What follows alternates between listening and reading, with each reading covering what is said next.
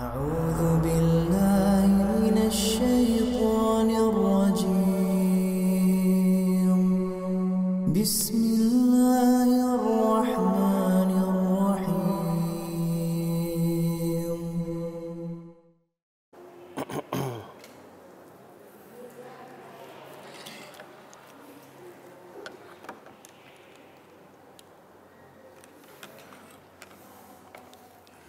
Bismillahirrahmanirrahim.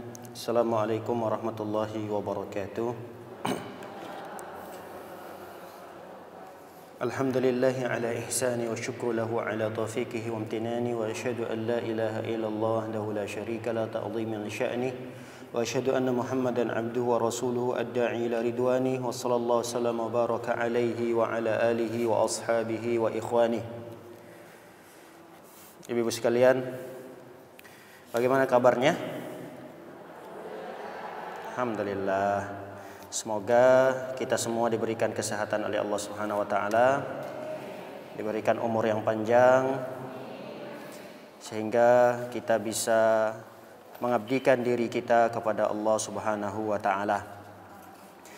Para hadirat yang dimuliakan oleh Allah Subhanahu wa taala, puji dan syukur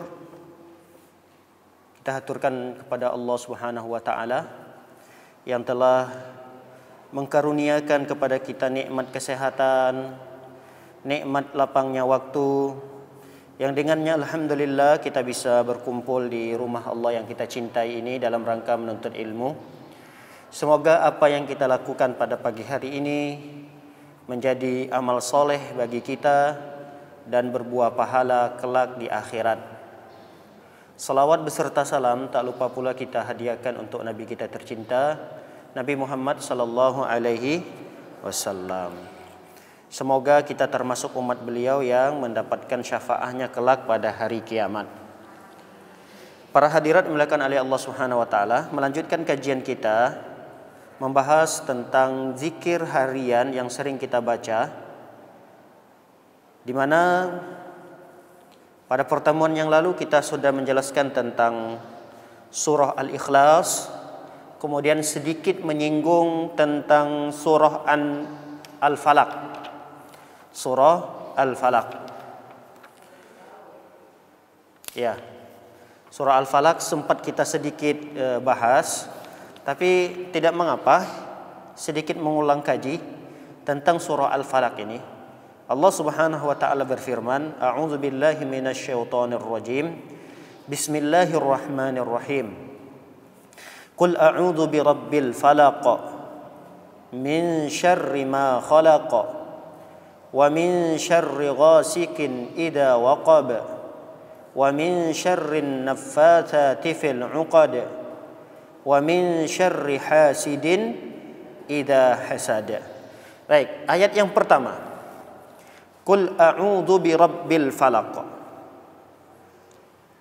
Katakanlah wahai Muhammad, aku berlindung kepada Tuhan yang menguasai falak. Menguasai falak itu adalah menguasai waktu subuh. Qul a'udzu birabbil falaq. Katakanlah wahai Muhammad, a'udzu di sini aku berlindung. Birab kepada Rabb, kepada Tuhan, pada Allah.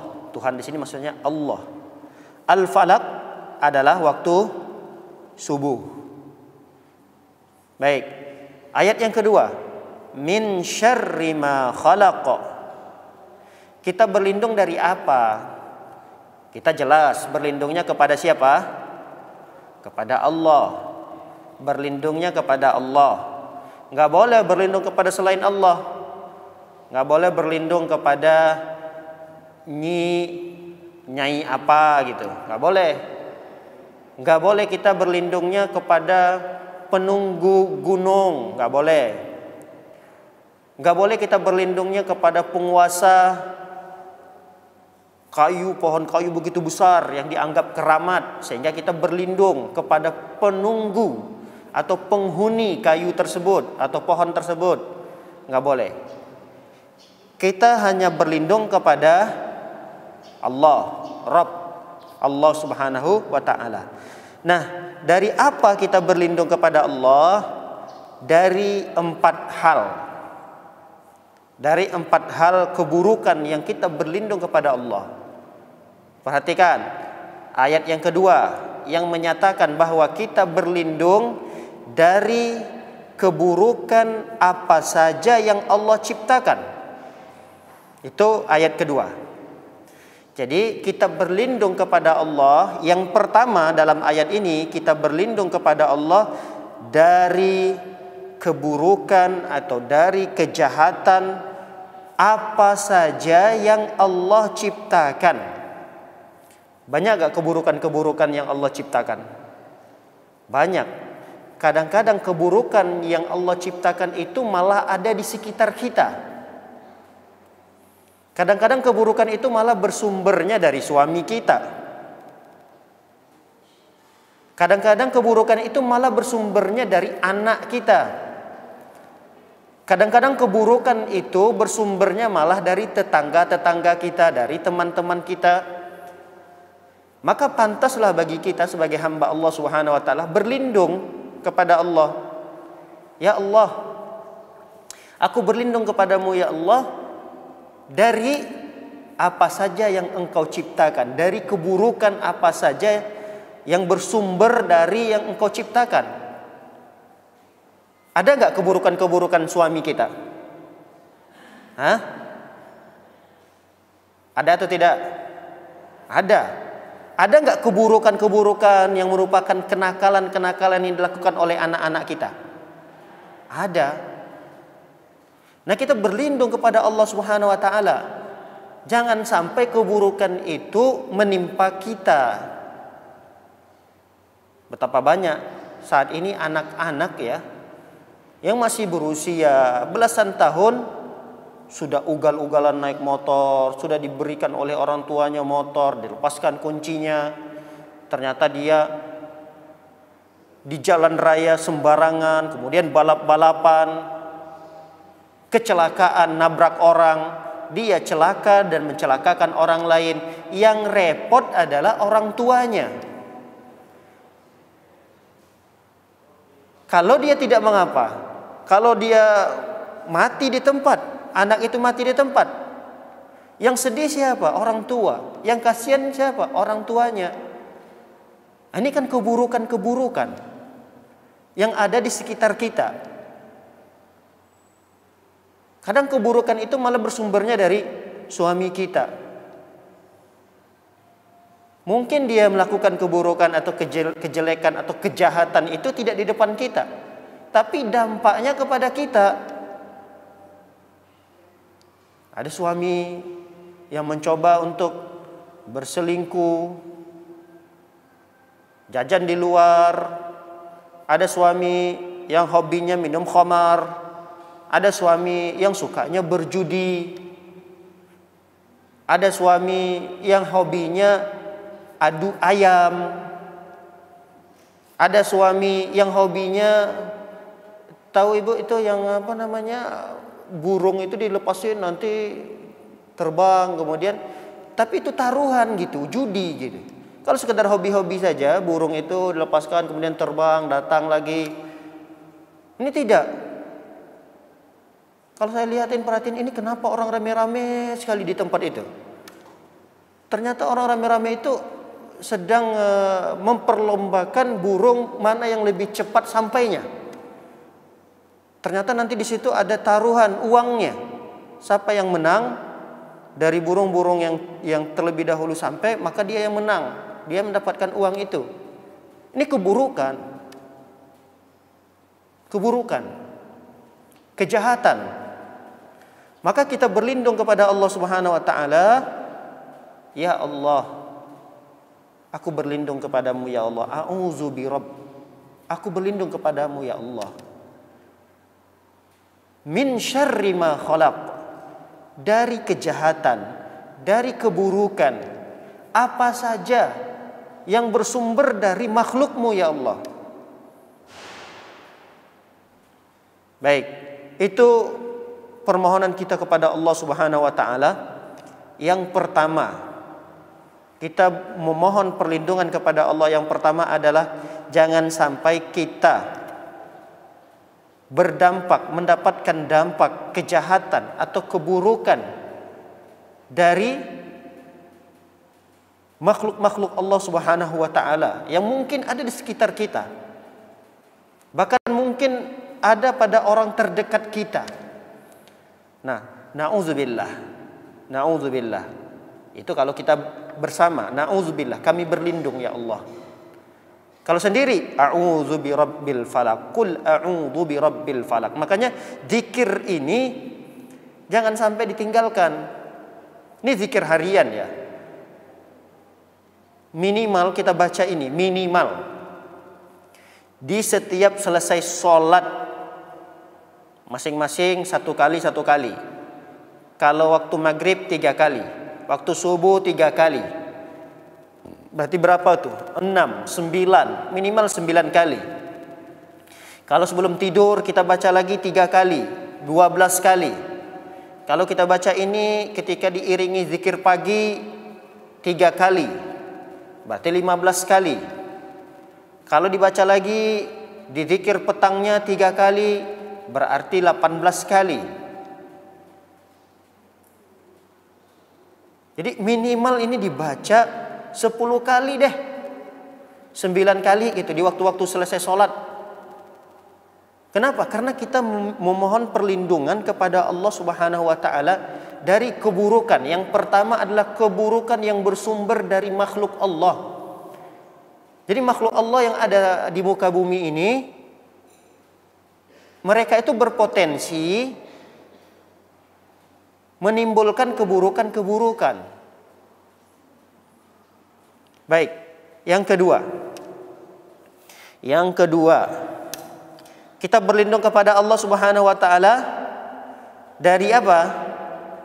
Dari kejahatan malam apabila gelap gulita.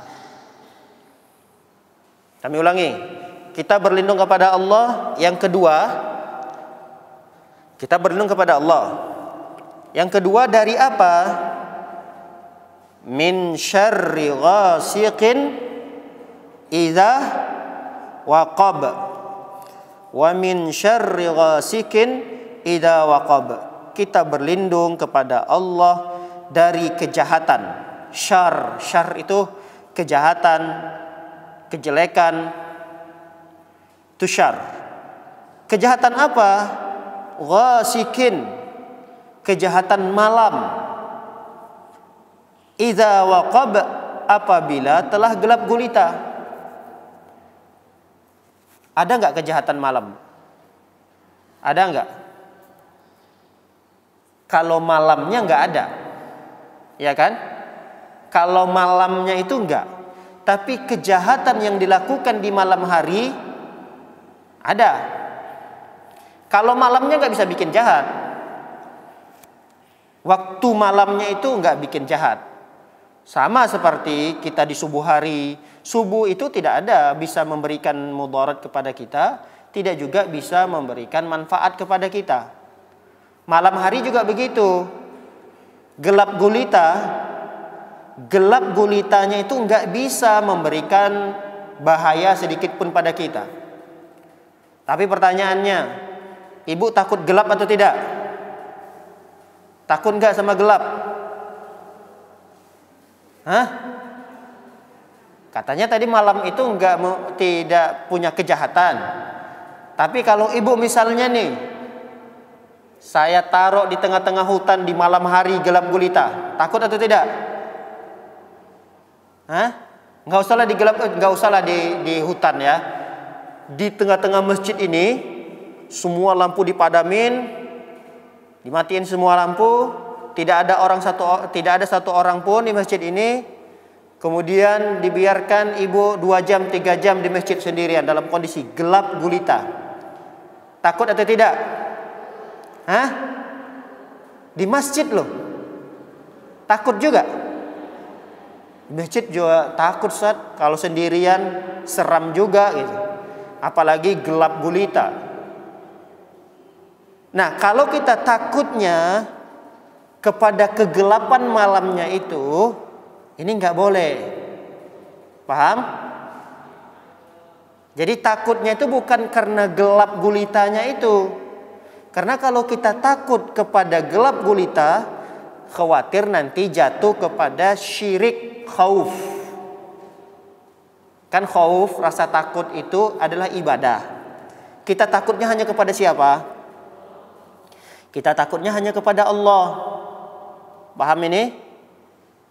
Paham? Kita takutnya hanya kepada Allah. Nah, rasa takut kita kepada Allah itu disertakan dengan pengagungan. Kita takut kepada Allah karena kita mengagungkan Allah Subhanahu wa taala.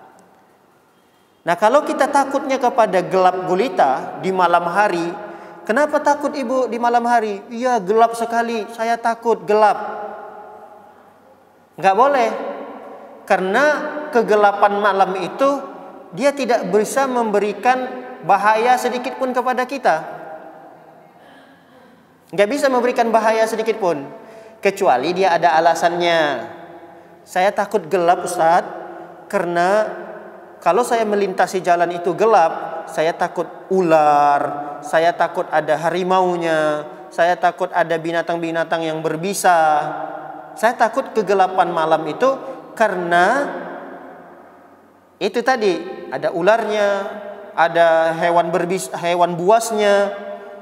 Kalau rasa takutnya diiringi karena sebab itu, maka sebab-sebab seperti ini rasa takut yang tidak sampai kepada kesyirikan.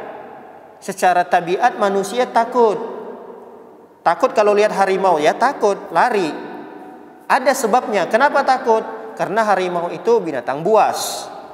Kalau malam gelap, kenapa takut? Iya, saya takut gelap. Kenapa takut gelap? Kenapa? Dia nggak tahu alasannya. Pokoknya saya takut gelap aja. Iya, kenapa? Takut gelap itu kenapa? Harus ada alasannya. Biasanya gelap itu ada hantu-hantunya. Biasanya kalau gelap itu dulu waktu tontonan-tontonan itu ada setan-setannya, ada jin-jinnya, ada pocongnya. Nah, itu nggak boleh. Rasa takut di malam gelap gulita, yang rasa takut itu tidak punya sebab, nggak ada sebabnya, nggak bisa memberikan alasan. Rasa takut di malam hari itu apa alasannya? Dia nggak bisa berikan alasan itu. Alasannya adalah karena takut jin, setan. Itu nggak boleh, nggak boleh, karena mereka tidak akan bisa memberikan kemudaratan dan membahayakan kita. Baik, para hadirat dimuliakan oleh Allah Subhanahu wa taala. Pada poin yang kedua ini, kita berlindung kepada Allah Subhanahu wa taala dari kejahatan malam apabila telah gelap gulita. Dulu ya, di zaman orang tinggal di padang pasir, orang tinggal dulu orang-orang tua kita, nenek-nenek kita, mereka kan tinggalnya di kampung-kampung, di hutan-hutan. Masih banyak hewan buasnya, masih banyak binatang-binatang yang berbisa. Jadi kalau di malam hari itu mereka takut keluar gitu. Pokoknya kalau udah malam itu udah di rumah aja, nggak keluar-keluar kecuali ada kebutuhan. Nah, rasa takut yang seperti ini tidak ada masalah, karena dia punya alasan. Ada alasan kenapa dia takut. Nah, kita berlindung kepada Allah Subhanahu wa taala dari kejahatan-kejahatan yang terjadi di malam hari. Kalau di kota-kota, biasanya kejahatan-kejahatan yang terjadi di malam hari itu apa? Apa? Biasanya kejahatan-kejahatan yang terjadi di malam hari itu apa? Bioskop enggak di malam hari aja ya. Diskotik biasanya identiknya orang kalau pergi ke diskotik itu di siang hari atau di malam hari? Di malam hari. Orang kalau pengen melakukan perbuatan zina umumnya orang di malam hari. Di malam hari. Jadi banyak sekali keburukan-keburukan yang terjadi di malam hari. Nah, kita berlindung kepada Allah Subhanahu wa taala, ya Allah, lindungi saya ya Allah dari keburukan, dari kejahatan yang terjadi di malam hari. Jangan sampai saya jatuh kepada kemaksiatan, jangan sampai jatuh kepada keburukan, jangan sampai saya jatuh kepada kejahatan yang terjadi di malam hari itu. Baik, yang berikutnya kita berlindung kepada Allah Subhanahu wa taala dari naffatsati fil uqad, dari kejahatan-kejahatan perempuan-perempuan penyihir yang meniup pada buhul-buhul talinya. Ini perlindungan kita kepada Allah dari yang ketiga. Jadi kita berlindung kepada Allah. Yang ketiga adalah dari kejahatan nenek-nenek sihir. Nenek-nenek sihir bukan artinya tidak ada kakek-kakek sihir ya. Ada juga kakek-kakek sihir. Tapi umumnya penyihir itu adalah perempuan-perempuan. Makanya ada istilah dengan nenek sihir. Karena umumnya penyihir itu adalah nenek-nenek atau perempuan. Nah, kita berlindung kepada Allah Subhanahu wa taala dari keburukan perempuan-perempuan yang menyihir. Dan biasanya itu dilakukan oleh mereka di pagi hari, di waktu sahur, di waktu malam. Mereka para penyihir-penyihir kadang mengguna-gunai kita. Tahu mengguna-gunai? Menyihir, menyakiti seseorang. Mengirimkan jin misalnya untuk mengganggu keluarga fulan misalnya. Dikirimkanlah jin. Kadang disantet, keluarga fulan itu disantet sehingga dia merasakan sakit yang bersangatan. Tiba-tiba yang tadinya dia tidak sakit, kok tiba-tiba perutnya sakit, kepalanya sakit.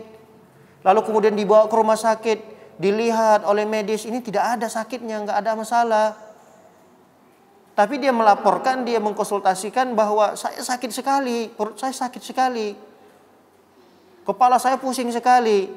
Diperiksa sama dokter, ini nggak ada apa-apa, nggak ada tanda-tanda kalau ibu ini sakit gitu. Nah, ini bisa jadi dia kena santet, bisa jadi dia kena sihir, dia kena guna-guna. Nah, kita berlindung kepada Allah Subhanahu wa taala dari kejahatan-kejahatan para penyihir-penyihir ini. Ustaz, emang di zaman sekarang masih ada? Masih ada para penyihir-penyihir itu? Masih ada nggak, Bu? Para penyihir-penyihir itu masih ada tidak? Yang suka mengguna-gunain orang, yang suka menyantet orang, yang suka menjadikan orang kesurupan. Ada atau tidak? Ada, masih banyak sekarang. Walaupun semodern zaman kita saat ini, masih ada. Tapi mereka sudah agak pintar juga. Cara menyantetnya itu mereka agak miripkan, agak samakan seperti orang yang sakit medis. Agak mirip dengan sakit medis. Jadi dibuat sakitnya sakit kepala, dibuat seperti sakitnya sakit perut. Jadi dibuat seseorang itu sakit seakan-akan seperti sakit medis. Kalau dulu kan santet itu katanya sangat berbahaya sekali, bisa sampai mati. Ada orang sampai mati karena santet itu. Ada mulutnya tiba-tiba berdarah, keluar muntah-muntah darah dikarenakan santet itu. Nah, oleh karena itulah kita sebentar ya, Bu.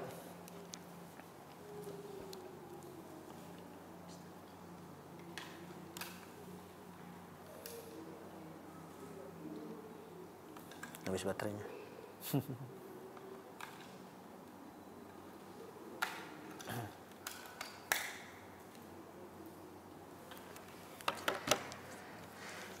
Bismillah. Alhamdulillah, wassalatu wassalamu ala Rasulillah wa ala alihi wa sahbihi wa wala. Iya. Oleh karena itu, kita berlindung kepada Allah Subhanahu wa taala dari orang-orang yang mungkin ingin mencelakakan kita. Ada orang-orang yang mungkin ingin tidak suka dengan keluarga kita, lalu mengirimkan santetan-santetan yang akan membuat keluarga itu menderita, yang membuat keluarga itu tidak bahagia, yang membuat keluarga itu tidak nyaman tinggal di rumah. Itu ada saja, kejahatan-kejahatan seperti itu ada saja, dan kita tidak bisa aman. Tidak boleh kita merasa aman dari kejahatan-kejahatan seperti itu. Bagaimana supaya kita bisa aman? Bagaimana supaya kita bisa terhindar dari kejahatan-kejahatan itu? Baca muawwizatain ini. Jangan sampai ditinggalkan. Minimal habis sholat fardu, kita jangan sampai lupakan ini zikir baca surah Al-Falaq ini. Karena ini akan menjadi benteng pada tubuh kita. Kalau kita sudah punya benteng yang kuat, itu apa saja yang ingin mencelakai kita, apa saja yang ingin memudaratkan kita, dia tidak bisa karena kita punya benteng. Dia mental gitu. Datang nih kejahatan, keburukan mau masuk ke badan kita, dia mental. Karena kita punya benteng, penjagaan yang Allah Subhanahu wa taala jaga melalui zikir yang kita baca ini. Baik, yang keempat, kita berlindung kepada Allah Subhanahu wa taala dari hasidin idza hasad, dari kejahatan orang yang dengki apabila mereka hasad. Jadi kita juga berlindung kepada Allah Subhanahu wa taala dari kedengkian-kedengkian orang yang apabila mereka dengki. Jadi jangan sampai kita beranggapan, wah saya ini kan orang baik, perasaan saya tidak pernah deh nyakitin orang. Masa iya ada orang yang mau dengki sama saya? Masa iya ada orang yang hasad? Kok masa ada orang yang benci sama saya? Kenapa dia benci? Perasaan saya tidak pernah menyakiti hati orang. Perasaan saya selalu menjaga bicara saya. Ya, orang hasad itu bukan sekedar karena kita jelek akhlaknya, bukan. Orang hasad kepada kita itu bukan karena mulut kita cepas-ceplos, bukan. Banyak saja sebab kenapa orang hasad kepada kita. Bisa jadi ada orang hasad kepada kita karena kita baru beli HP. Ada nggak orang hasad seperti itu? Gara-gara hal-hal kecil seperti itu? Ada saja. Ada saja orang kadang hasad kepada kita karena kita baru renovasi rumah. Ada saja orang yang hasad kepada kita, padahal keseharian kita ini perasaan sudah menjaga ya. Bicara kita sudah kita jaga, sikap kita sudah kita jaga. Kayaknya nggak pernah deh kita ini menyakiti orang lain, nggak pernah. Tapi kok masih ada orang yang hasad, dengki sama kita? Ada. Jangankan kita, kurang solehnya apalagi Rasul Sallallahu Alaihi Wasallam, Nabi kita. Ada yang meragukan kesolehan Nabi Sallallahu Alaihi Wasallam? Gak ada, gak mungkin. Nabi Sallallahu Alaihi Wasallam itu adalah sosok Nabi, sosok manusia yang dari kecilnya beliau ini dikenal dengan orang yang amanah, orang yang jujur, suka membantu. Pokoknya semua akhlak yang baik itu ada pada Nabi Sallallahu Alaihi Wasallam.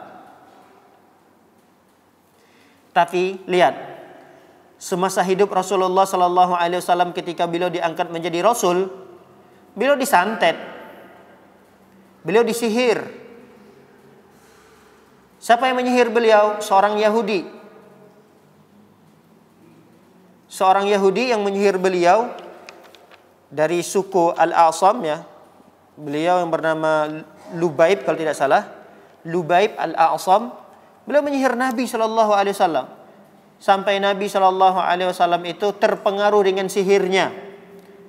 Nabi SAW seakan-akan beliau sudah melakukan sesuatu padahal belum. Beliau Nabi SAW saja bisa kena sihir, apalagi kita. Nabi SAW saja keimanannya tidak diragukan lagi. Beliau ini adalah sosok orang yang sudah dijamin masuk dalam surga. Beliau ini adalah seorang hamba yang paling dekat dengan Allah Subhanahu wa taala. Beliau bisa kena sihir loh.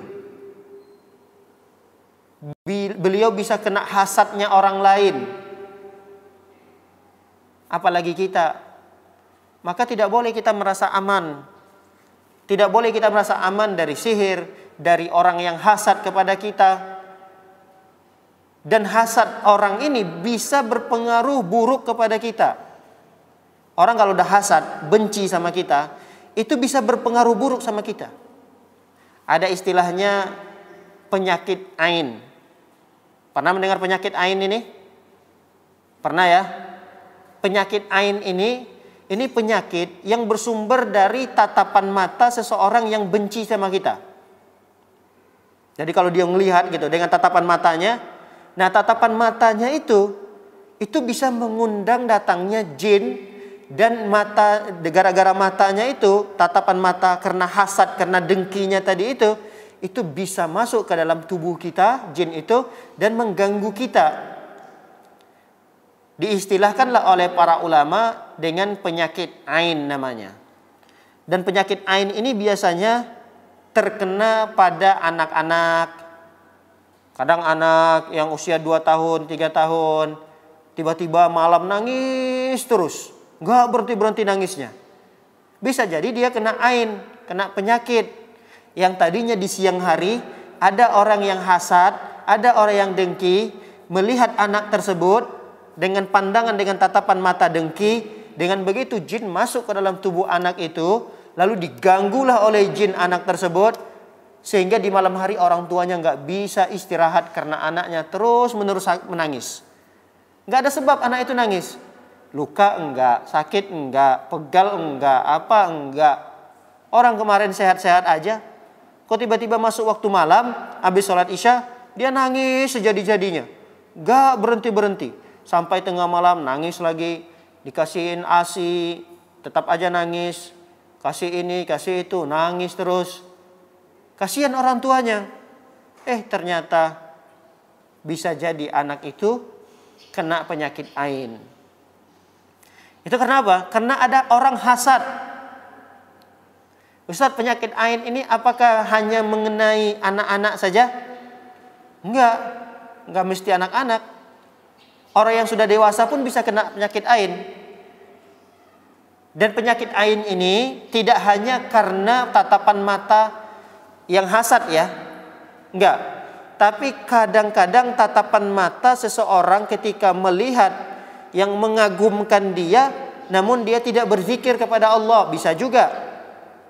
Ada orang yang melihat dengan tatapan matanya, tatapan mata itu tidak diiringi dengan rasa dengki, rasa hasad, enggak. Cuma ketika dia mengagumi sesuatu yang dia lihat, dia tidak iringi dengan zikir. Itu terjadi pada diri sahabat Nabi SAW. Salah seorang sahabat Nabi SAW ketika itu, beliau buka baju, ingin mandi, mau mandi di kali, di sungai gitu. Dibukalah oleh beliau baju. Karena seorang sahabat ini memiliki postur tubuh bagus sekali, kulitnya bersih, kemudian mungkin badannya bagus gitu, kekar. Yang sahabat yang ngelihat ini, dia ngelihat kagum gitu, bagus banget gitu badannya. Ngelihat, tapi tidak diiringi dengan zikir kepada Allah Subhanahu wa taala. Pun sahabat itu bisa. Tiba-tiba saat itu juga sahabat yang barusan tadi sehat bugar, tiba-tiba menggelepar-gelepar. Seperti ayam dipotong, paham yuk? Tiba-tiba dia mengguling sana, guling sini. Lalu dilaporkan kepada Rasul sallallahu alaihi wasallam. Kata Rasulullah, ini orang kena penyakit ain. Ada sahabat kalian yang ingin membunuh sahabatnya sendiri. Lihat, ada sahabat yang ingin membunuh sahabatnya sendiri. Jadi penyakit hasad, dengki ini Ini tidak bersumber dari orang yang tidak kita kenal. Nggak mungkin.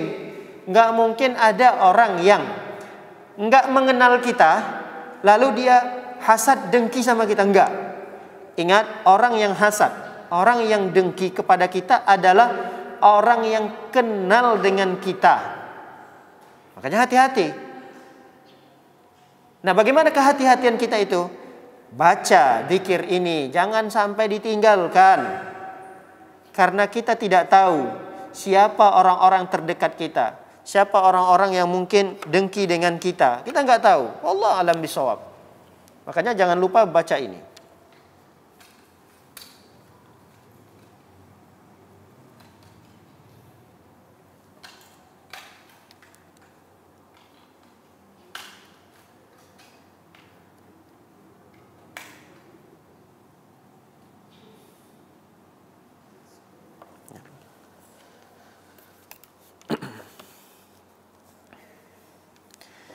Baik.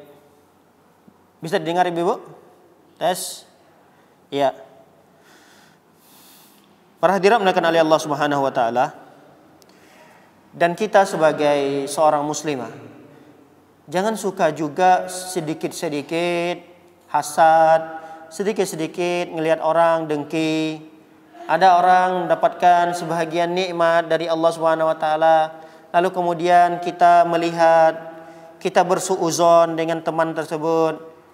Ada teman yang beli motor baru, kita dengki, hasad kepada teman tersebut. Nggak boleh.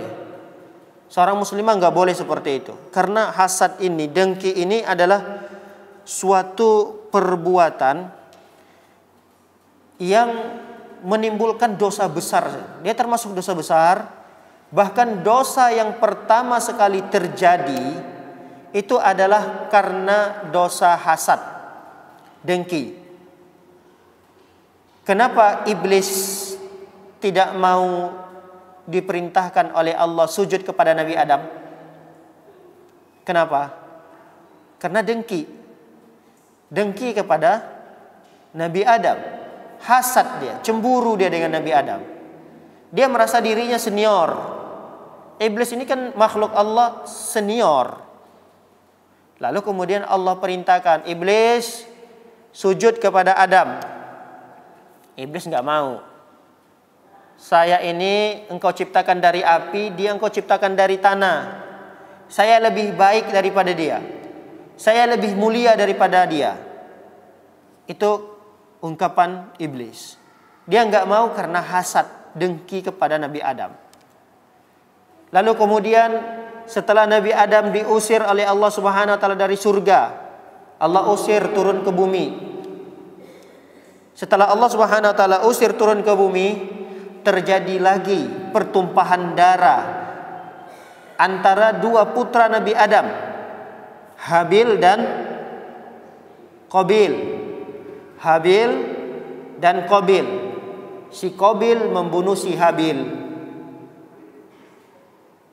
Pertumpahan darah ini terjadi kenapa? Karena hasad, karena dengki. Dia dengki kepada saudaranya. Kenapa Allah Subhanahu wa taala cuma menerima persembahan dia, sedangkan si Qabil juga memberikan persembahan kepada Allah? Kenapa tidak diterima? Ada dalam riwayat yang lain diceritakan, kenapa nih ayah menikahkan saudari perempuan yang tercantik kepada dia? Saya kok diberikan kepada perempuan yang tidak lebih cantik gitu. Lalu karena kedengkian, karena hasad itu, saudaranya rela membunuh saudara kandungnya sendiri. Terjadinya dosa besar, yaitu berupa pembunuhan terhadap saudara, itu dikarenakan hasad, dikarenakan dengki. Lihat, dampak perbuatan dengki ini luar biasa. Maka tidak heran kalau kita melihat ada orang yang dengki, orang yang hasad, dia akan datang ke dukun, ke tukang sihir. Gimana caranya orang yang dihasatinya tadi ini menderita gitu. Ada orang sampai seperti itu gitu. Saking tingginya tingkat kedengkian dia kepada saudaranya tadi, sama tetangganya, sama temannya, dia sampai datang ke tukang sihir, ke dukun untuk mengguna-gunai temannya itu. Makanya bahaya sekali. Makanya saking bahayanya hasad ini pada diri kita, atau dampaknya hasad ini dari orang lain kepada kita, kita dianjurkan jangan sampai kita lupa baca ini zikir. Supaya kalau ada orang hasad, orang dengki sama kita, itu tidak berpengaruh kepada kita. Enggak sampai berpengaruh besar kepada kita. Karena kita punya benteng yang kuat berupa zikir kepada Allah Subhanahu wa taala yang kita baca, wa min syarri hasidin idza hasad. Ya Allah, aku berlindung kepadamu ya Allah dari kejahatan orang yang hasad, orang yang dengki apabila dia sedang dengki. Oleh karenanya para hadirin dimuliakan oleh Allah Subhanahu wa taala, dengki ini cukup dikatakan dia dengki ya apabila dia benci kepada kita dan tidak suka terhadap kenikmatan yang kita miliki. Itu sudah disebut dengan hasad. Paham? Kita kalau mau melihat diri kita ini sedang hasad atau tidak, hati kita ini sedang kotor atau tidak, kita lihat saja teman-teman kita yang sedang mendapatkan kenikmatan. Kita gembira atau malah kita meriang? Coba lihat diri kita, nilai sendiri diri kita. Karena orang yang hasad ini tidak bisa dinilai oleh orang lain. Kita yang menilai diri kita. Kita ini sedang hasad atau tidak? Kita ini sedang dengki kepada orang lain atau tidak? Coba sekali-kali kita cek hati kita. Ketika ada tetangga kita, ketika ada teman dekat kita, barusan saja mendapatkan kenikmatan rizki dari Allah, kita lihat tuh, dia sedang gembira nih. Nah, kita lihat hati kita. Kita ketika melihat teman kita tadi, kita gembira atau tidak? Kalau kita malah sewot, ada tetangganya baru beli motor, tiba-tiba di rumah dia sedang meriang, demam. Kenapa? Mendengarkan kabar tetangganya baru beli motor. Langsung sakit dia.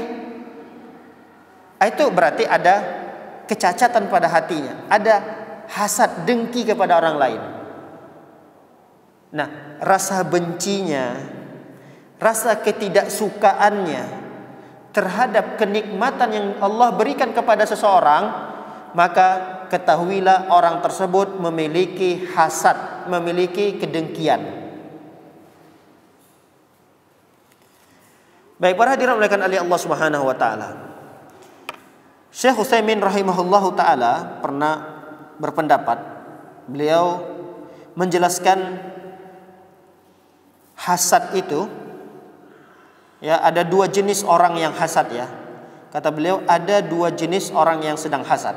Yang pertama, ada orang yang sekedar benci namun tidak mengganggu orang tersebut. Dia nggak mengganggu. Dia cuma sekedar benci aja. Ngelihat orang sehat dia benci. Ngelihat orang sedang mendapatkan cucu misalnya, tetangganya alhamdulillah dikaruniai cucu dari anaknya yang baru menikah setahun yang lalu, kan bahagia ini keluarga. Tapi dia benci gitu, nggak suka gitu. Itu berarti orang sedang ada penyakit hasad di dalam hatinya, di dalam dirinya ada penyakit dengki. Ada jenis orang yang kedua, kata Syekh Utsaimin rahimahullah taala, adalah orang yang bahkan sampai mengganggu orang yang dibencinya. Jadi dia tidak sekedar benci saja, tapi dia ganggu. Si fulana, ibu fulana itu udah jadi nenek sekarang ya. Sudah ada cucunya, pagi-pagi gendong cucu dia. Nah, lalu kemudian dia mencoba kebencian yang dia miliki tadi, dia ungkapkan dengan mengganggu. Dia ganggu. Gimana caranya cucunya ini nangis-nangis? Gimana caranya cucunya ini rewel? Nah, dia lakukanlah usaha-usaha bagaimana caranya cucunya ini rewel, nangis-nangis, membuat neneknya nanti kewalahan, sibuk di malam hari merawat cucunya tersebut.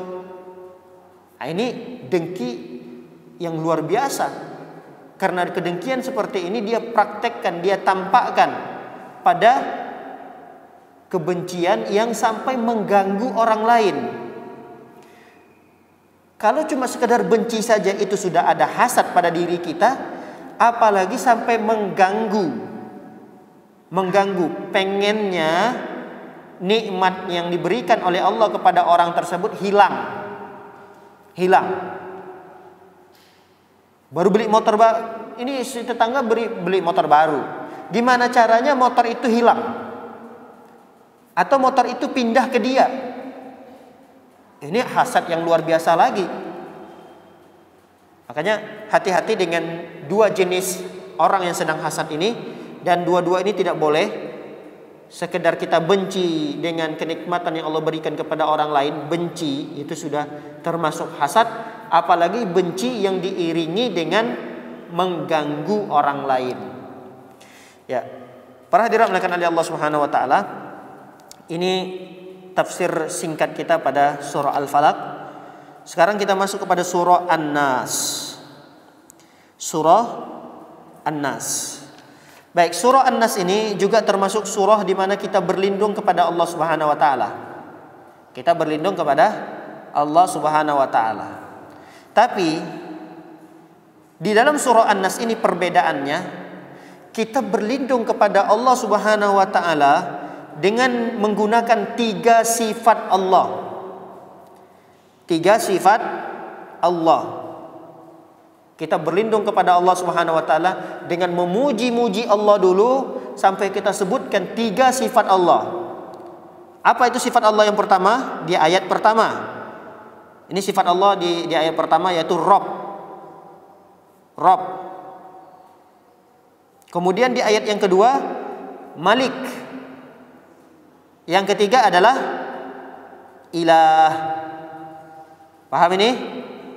Jadi kita berlindung kepada Allah dengan kita menyebutkan nama-nama dan sifat-sifat Allah.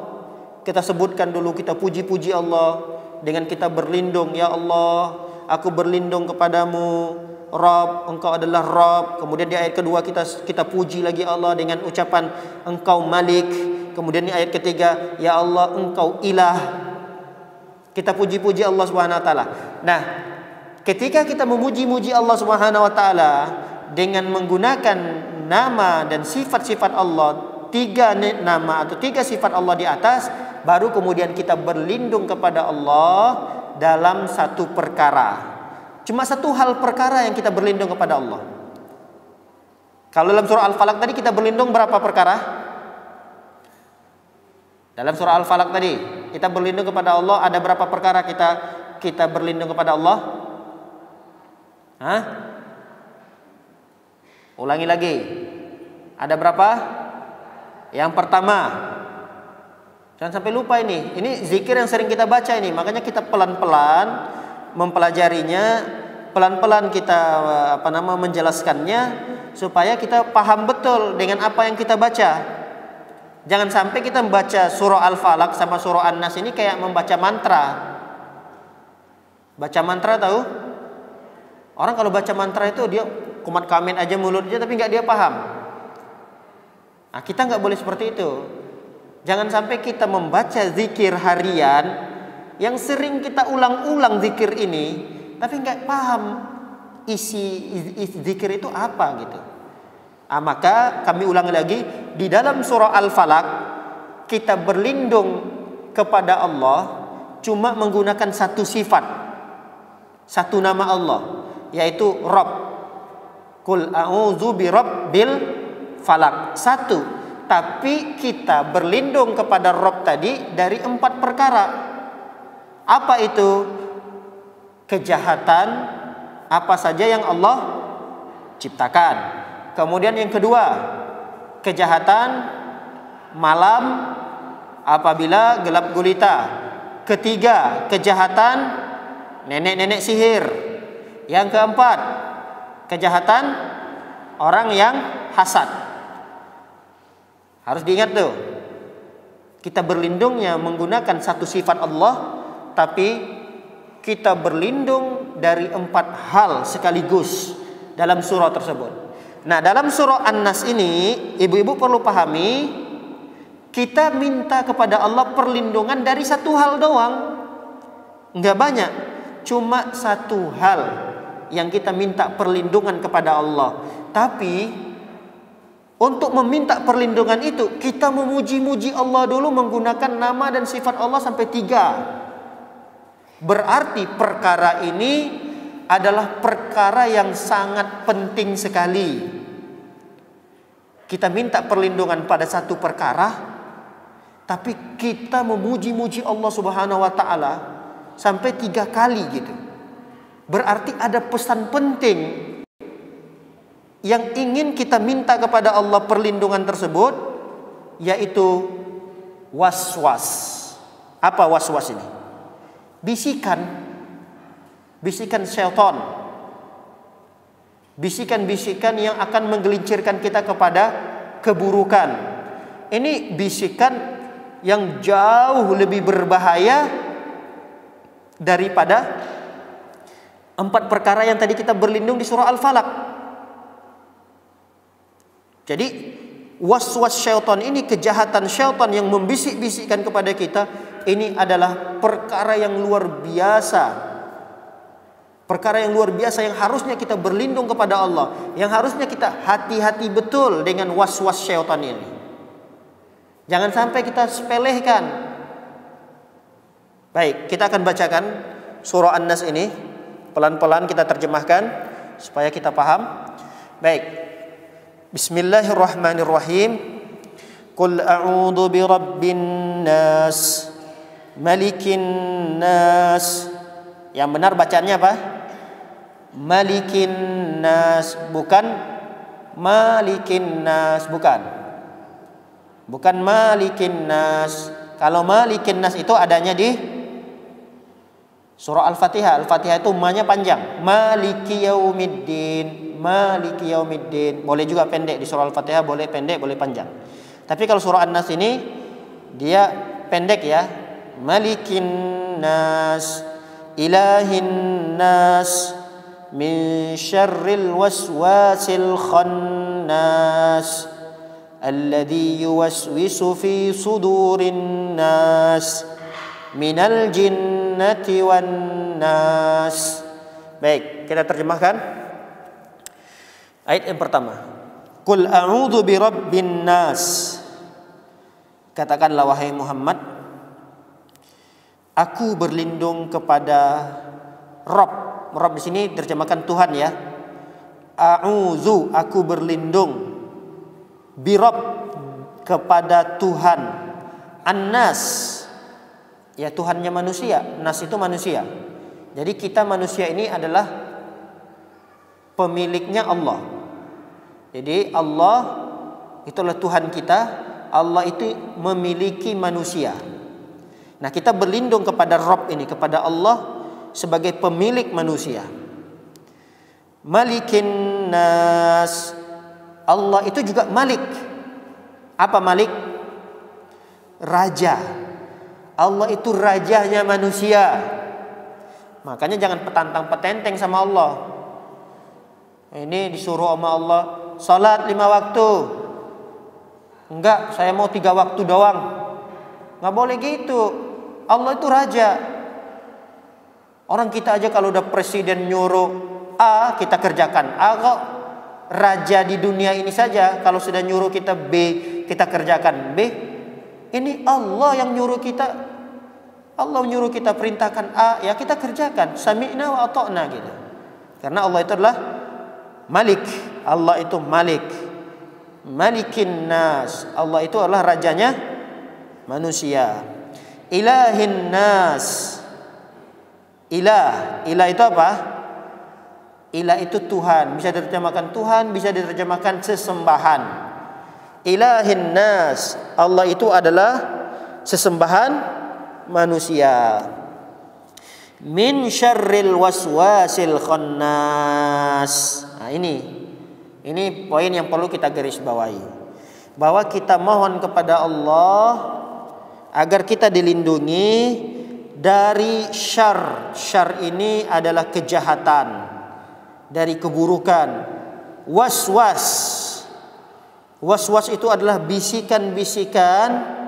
Khannas adalah setan yang tersembunyi. Khannas itu adalah setan, jin yang dia tidak bisa kita lihat. Dia tidak nampak. Dia tersembunyi dari pandangan kita. Tapi dia ada, dia hadir di dekat kita. Kehadiran khannas itu bisa kita rasakan tatkala hati kita kosong, lalu kemudian dia bisikkan dengan bisikan-bisikan, udahlah, ngapainlah sholat-sholat segala, kamu kan masih muda, nanti saja, udahlah nggak perlu, ngapain pergi ke masjid, toh juga masjid paling duduk, kemudian dengarkan kajian-kajian, nggak asik, capek duduk 1 jam, capek banget. Mending di rumah aja, pas di jam yang sama ada siaran televisi yang menayangkan film drakor. Nenek-nenek suka film drakor nggak? Ibu-ibu suka film drakor nggak? Ibu-ibu? Katanya ada juga nih ibu-ibu yang sudah sering ngaji katanya suka nonton drakor juga. Nggak tahu kalau ibu-ibu di sini. Kayaknya bukan ibu-ibu di sini deh. Ibu-ibu yang di luar sana kayaknya. Saya kaget juga gitu. Saya sama sekali belum pernah gitu ngelihat film drakor itu apa. Cuma dengar-dengar aja. Awalnya saya nggak tahu drakor itu apa gitu. Oh ternyata drakor itu singkatan dari drama Korea katanya. Emang ada apa dengan drama Korea itu? Waduh enak Ustaz. Enak filmnya drama Korea itu film-film tentang anak-anak muda, tentang kisah-kisah sedih, tentang cinta-cintaan. Masya Allah. Jadi ibu-ibu ada yang nonton. Wah ibu-ibu yang paling banyak yang suka. Katanya. Bukan akhwat-akhwat aja, bukan anak-anak gadis, anak-anak yang masih remaja, yang masih muda-muda. Ibu-ibu katanya juga ikut kecanduan nonton. Nah itu hati-hati tuh. Kadang ada aja bisikan-bisikan seperti itu. Itu was-was itu, hati-hati. Kita ditutup pintu untuk mengerjakan kebaikan, ada aja halangannya. Diajak ayo ngaji, ada aja halangannya. Ada aja alasannya. Nanti aja deh, lagi repot nih. Ayolah ibu, kita sama-sama belajar supaya bacaan Al-Quran kita bagus. Ayolah kita ngaji. Ada tuh ustadznya sekarang ngajarin tajwid di masjid. Waduh hari ini saya nggak bisa, saya repot banget katanya. Tapi kalau temannya nanti ngajak, ayo ibu, saya traktirin deh makan bakso. Wah langsung cepat. Bukan artinya nggak boleh, bagus. Namanya traktir orang, bagus, pahala. Berbagi hadiah, boleh, tidak ada masalah. Tapi kadang-kadang syaitan itu pintar dia. Pintar. Kita tidak diarahkan kepada kemaksiatan, tapi kita disibukkan kepada perkara-perkara yang boleh. Boleh nggak makan bakso? Boleh dong. Boleh nggak jalan-jalan ke mall cari-cari apa? Boleh nggak? Boleh, nggak ada masalah. Tapi kadang-kadang syaitan tuh pintar dia. Kita dibisik-bisikin kepada sesuatu yang dia boleh gitu. Boleh. Cuma gara-gara kita mengerjakan yang boleh ini, kita meninggalkan kewajiban kita sebagai seorang muslimah. Menuntut ilmu kan kewajiban. Nah kita tinggalkan kewajiban ini, di waktu yang sama kita bisa pergi, kita bisa melakukan perkara-perkara yang dianggap boleh dalam syariat. Boleh, tidak terlarang. Itu kepintaran daripada syaitan, jin. Jin yang jelek ya. Jin yang jelek disebut dengan syaitan. Setan kalau bahasa kita. Dasar lu setan gitu. Kan biasa ada orang gitu kan, nyumpahin orang kalau orang ini bejat, orang ini kurang ngajar gitu.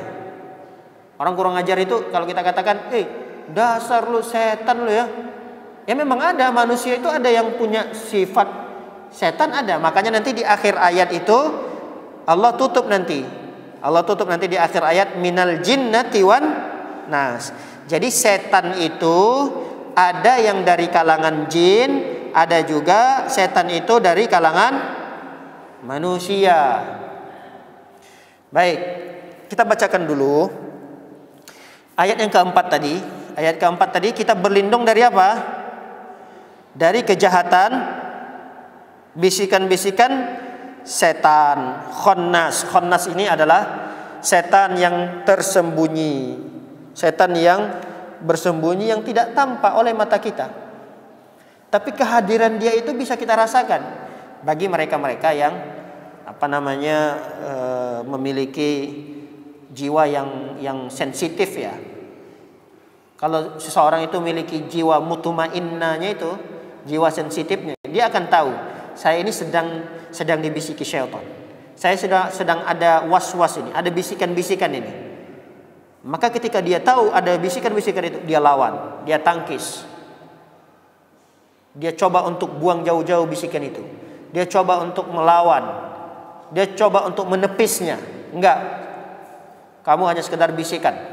Kamu ingin menyesatkan saya. Enggak. Saya harus kerjakan ini, saya harus beribadah, saya harus begini, saya harus begini. Kamu jangan mengatur-ngatur saya. Nah, itu dia lakukan seperti itu. Bagaimana seseorang itu bisa melawan bisikan itu? Ya diantaranya jangan sampai lupa dia baca zikir ini, baca di setiap paginya, di setiap petangnya, sebelum tidur, baca zikir ini. Supaya mudah bagi dia untuk menangkis, untuk menepis, untuk melawan bisikan-bisikan yang mungkin akan merongrong hatinya, merongrong jiwanya. Baik. Khonnas ini kenapa sih? Siapa sih Khonnas ini? Khonnas ini sifatnya dia adalah alladzi yuwaswisu fi sudurin nas. Jadi Khonnas ini dia punya sifat. Sifatnya adalah allazi. Allazi itu yang yuwaswisu, membisikkan. Yang dibisikkannya kejahatan. Yang membisikkan yuwaswisu itu artinya membisikkan kejahatan fi sudurin nas. Sudur itu dada-dada manusia. Maksudnya dada manusia itu adalah hati manusia. Karena kan yang menjadi raja di tubuh kita ini apa? Yang menjadi raja di tubuh kita ini apa? Hati. Kalau hati kita baik, seluruh anggota tubuh kita akan baik. Tapi kalau sudah jin dan syaitan itu menguasai hati kita, ketika dia sudah dikuasai hati kita ini, udah tangan tinggal sami'na wa ta'na, kaki tinggal melangkah, mulut tinggal berucap, mata tinggal melihat, telinga tinggal mendengar. Tergantung hati ini memerintahkan apa nih hati.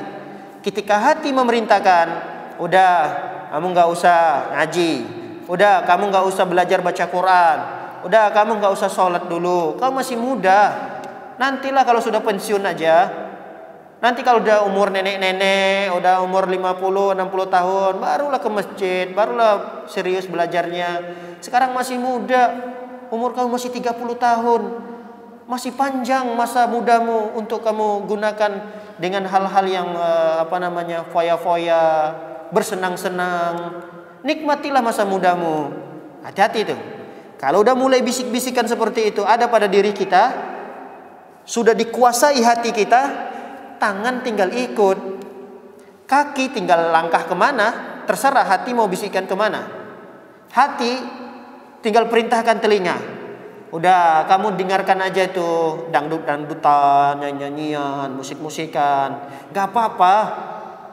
Tapi jangan kencang-kencang, nanti kedengaran sama tetangga ibu-ibu itu, dia nanti sensitif itu, dia melarang karena dia beranggapan bahwa musik-musik itu haram. Udah gak apa-apa, kamu dengerin aja. Udah telinga akan tunduk sama sudur tadi, sama hati manusia tadi. Karena itu adalah raja di dalam tubuh kita. Mata juga begitu. Kalau sudah hati memerintahkan mata, udah kamu lihat aja. Tapi itu kan haram. nggak boleh melihat perkara-perkara yang haram. Cuma sedikit. Tuh, dibisikin lagi sama setannya. Cuma sedikit. Ah enggak, itu bukan sedikit. Itu aurat itu, nggak boleh. Nggak apa-apa, nanti sebentar juga bisa tobat kok. Mata akan patuh gitu. Makanya bahayanya syaitan ini adalah ketika dia membisikkan kejahatan pada diri, kepada hati manusia. Kalau sudah syaitan menguasai hati manusia, dikuasai oleh dia, udah, musibah terjadi. Musibah terjadi. Ini tangan gak mungkin dia menolak, kaki gak mungkin menolak, mulut gak mungkin dia tidak berbicara. Kalau udah hati dikuasai oleh syaitan, kata syaitan, gak apa-apa, kita kan bukan ngobrolin yang dusta. Benar adanya kok ibu fulana itu dia pernah mencuri kok. Emang kenapa? Oh iya, ibu fulana itu pernah dulu. Saya lihat dari rumah. Dia datang pelan-pelan merayap. Dia masuk ke taman saya. Ada bunga kesayangan saya. Itu diambil sama dia. Nah, ngobrol sama teman-temannya yang lain. Karena bisikan syaitan tadi, dibisikin. Kita menceritakan aib seseorang. Itu bukan ghibah, nggak apa-apa. Itu kan kita benar, kita menceritakan benar dia mencuri kok. Datang temannya lagi. Oh iya, kamu pernah kehilangan juga? Iya. Oh berarti selama ini saya kehilangan bunga berapa kali saya beli, itu bunga kesayangan lagi. Hilang juga, saya sudah 3-4 bunga. Berarti ibu fulana itu ya yang curi ya. Lihat. Akhirnya apa? Lisan berucap lisan, terus menggibah saudari-saudarinya. Kenapa? Karena perintah dari hati tadi. Makanya pintarnya setan itu membisikkan keburukan, membisikkan kejahatan di hati manusia. Lalu Allah tutup firman-Nya di ayat yang ke-6, minal jinnati wan nas. Ternyata bisikan kejelekan itu bisa bersumber dari jin dan bisa bersumber dari manusia. Ada nggak manusia yang ngajak kita kepada keburukan? Ternyata kalau keburukan itu tidak hanya dibisikkan oleh syaitan saja, dari kalangan jin. Kadang-kadang kita juga punya teman yang jadi setan udah. Hati-hati nih berteman dengan temannya setan. Bagaimana kita bisa membedakan ini temannya yang sudah menjadi setan atau tidak? Ya kalau teman itu mengajak kita kepada kemaksiatan, kepada keburukan, ini teman udah punya watak, sudah punya sifat setan. Jangan ditemanin, jangan diiyakan, jangan diikuti. Kalau sudah mengajak kepada keburukan, mengajak kepada tidak hal-hal yang baik, mengajak kita kepada hal-hal maksiat, maka ketahui bahwa teman kita yang manusia ini sudah memiliki sifat setan. Dari ayat ini, para hadirat mulakan oleh Allah Subhanahu wa taala, bisa kita simpulkan bahwa ayat yang terakhir ini, bahwa kita bisa membedakan ada iblis, ada jin, ada setan. Ya kan? Sering kita mendengar istilah itu kan? Ada iblis, ada setan, ada jin. Baik, apa itu iblis? Iblis itu adalah golongan jin. Jadi iblis itu dia sama seperti jin. Bedanya iblis ini adalah nenek-nenek moyangnya jin. Jadi iblis ini adalah berkebangsaan jin. Cuma iblis ini dia diberikan umur yang panjang oleh Allah. Dia diberikan kekuatan untuk menggoda manusia. Dia sudah menjadi raja lah. Iblis ini dia udah menjadi pimpinan para jin lah. Dan umurnya panjang sampai hari kiamat dia. Kalau jin-jin yang lain itu dia bisa mati. Jin itu juga ada umurnya gitu. Nah, Kalau jin itu selain daripada iblis, bisa jadi ada yang soleh, ada yang tidak soleh. Jin itu ada yang kafir, ada yang muslim. Kalau iblis enggak. Kalau udah iblis ini enggak ada kata-kata iblis ada yang soleh, ada iblis yang tidak soleh. Enggak. Nah kalau jin iya, jin itu ada yang muslim, ada yang tidak muslim, dia kafir. Ada jin yang baik, ada jin muslim yang baik, ada juga jin muslim yang jahat. Kayak kita lah, kayak kita manusia yang dia beragama Islam, berarti dia muslim. Ada nggak muslim yang taat? Banyak. Ada nggak muslim yang kurang ajar? Banyak juga. Ada muslim yang baik, ada muslim yang bejat, ada juga. Nah kira-kira begitulah jin itu. Jin itu yang kadang menjadi musuh kita, bukan hanya yang kafir. Yang muslim pun bisa menjadi musuh kita. Jin yang muslim pun bisa menjadi musuh kita tatkala dia punya sifat syaitannya tadi. Paham? Paham nih? Manusia juga begitu. Manusia itu ada yang dia baik, walaupun dia beragama non muslim misalnya, ada yang baik, ada. Cuma ada juga yang dia memiliki sifat kesetanan, sehingga dia disebut dengan manusia yang sudah memiliki sifat setan. Setan ini apa? Setan ini sesuatu yang mendorong seseorang untuk melakukan kemaksiatan. Itu setan. Jadi apa saja, siapapun dia, kalau mengajak kita kepada yang buruk, mengajak kita kepada kemaksiatan, atau meninggalkan sesuatu yang menjadi kewajiban kita, nah, maka orang itu bisa dikatakan setan. Bisa dia dikatakan setan.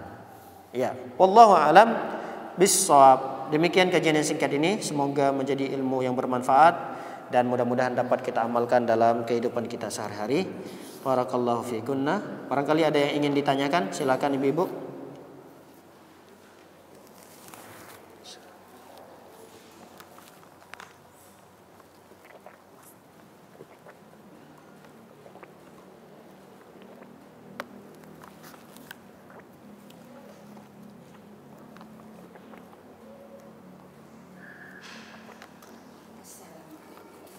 Salam.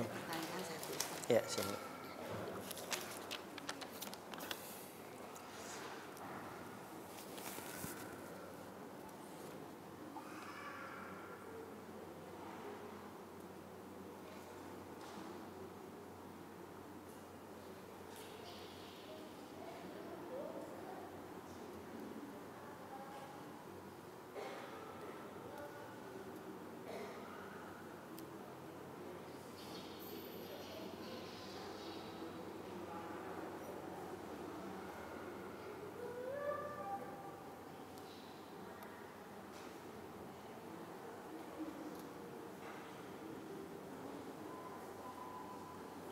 Baik, ada pertanyaan yang masuk lewat tulisan. Bismillah, assalamualaikum warahmatullahi wabarakatuh. Waalaikumsalam warahmatullahi wabarakatuh. Afan Ustadz mau bertanya di luar topik materi. Apakah boleh Ustadz saya menyarankan teman untuk masuk program BPJS karena kondisi beliau yang sedang sakit cukup serius dan kondisi keuangan atau ekonominya sangat memprihatinkan? Dan beliau juga ikut menjadi tulang punggung keluarga dan penyakitnya harus dengan terapi jangka panjang atau tindakan operasi yang biayanya besar. Baik, barakallahu fiik. Tidak ada masalah. Kita sarankan teman kita tersebut untuk mengikuti program BPJS. Dan saat ini kita yang sedang sehat pun tidak ada masalah. Insya Allah kita ikut BPJS. Walaupun ada sebagian ustadz kita yang mengharamkan itu ya, tapi pendapat yang kuat wallahu taala alam bissawab bahwa ikut BPJS ini tidak sama seperti ikut asuransi ya. Dia beda dengan asuransi. BPJS ini beda dengan asuransi. Kalau asuransi itu kan premi yang kita bayar nanti itu akan bisa kembali kepada kita. Satu saat kalau kita misalnya selesai atau ingin tidak melanjutkan lagi, itu asuransinya bisa dikembalikan kepada kita. Bahkan dengan total jumlah uang yang berlebih.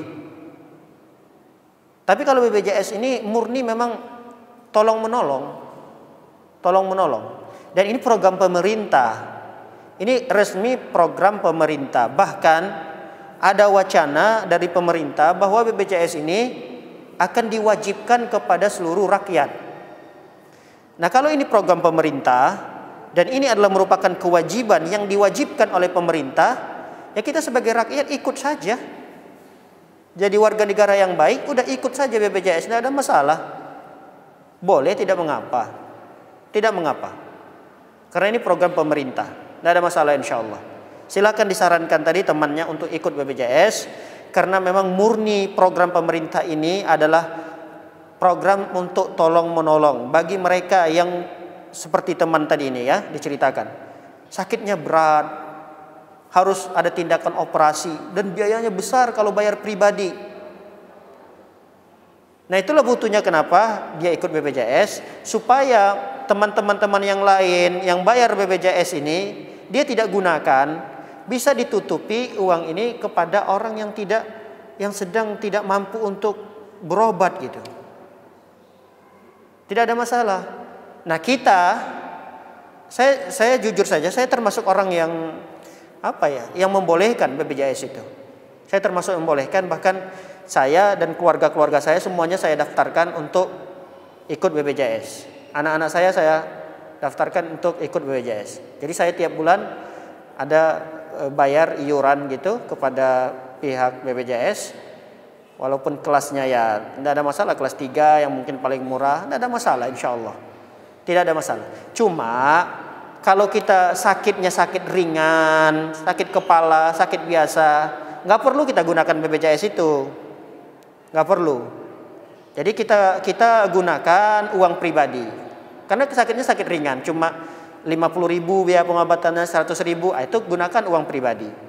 Kita kan nggak tahu, qadarullah misalnya ada sesuatu yang terjadi pada keluarga kita yang menyebabkan ada tindakan yang harus mengeluarkan biaya besar, sedangkan di saat ini kita nggak punya uang, bisa digunakan BPJS tadi gitu. Boleh, tidak ada masalah insya Allah. Nah, kita yang saat ini yang tiap bulan mengeluarkan, misalnya kita keluarkan preminya 35.000 satu orang, 35.000, udah niatkan saja sodakoh. Kita sodakohkan ini, barangkali ada orang yang tidak mampu berobat. Mudah-mudahan itu digunakan untuk pengobatan mereka-mereka yang tidak mampu. Tidak ada masalah insya Allah. Ini pendapat yang saya kuatkan. Boleh kita ikut BPJS karena ini program pemerintah. Sekali lagi kami ulangi, karena ini program pemerintah yang ada wacana bahwa ini akan diwajibkan kepada seluruh rakyatnya. Jadi kita sebagai warga negara yang baik, maka tidak ada masalah bagi kita untuk ikut dan menyarankan teman kita tadi untuk mendaftarkan dirinya ke BPJS. Dengan begitu akan ada tindakan medis supaya dia cepat dioperasi sehingga penyakitnya segera disembuhkan oleh Allah Subhanahu wa taala. Baik, bagi ibu-ibu yang mungkin tidak setuju dengan pendapat ini, silahkan. Ada yang mengharamkan, silahkan. Yang mengharamkan BPJS, silahkan. Tidak ada masalah. Saya berlapang dada dalam masalah ini. Saya tidak akan membencinya, tidak. Karena memang ada ustadz yang sampai saat ini mengatakan tidak boleh. Ya Allah taala alam bis-shawab. Barakallahu fiik. Demikian wa sallallahu ala nabiyina Muhammadin wa ala alihi washabbihi wasallam ajmain. Subhanakallahumma bihamdika asyhadu an la ilaha illa anta astaghfiruka wa atubu ilaik. Assalamualaikum warahmatullahi wabarakatuh.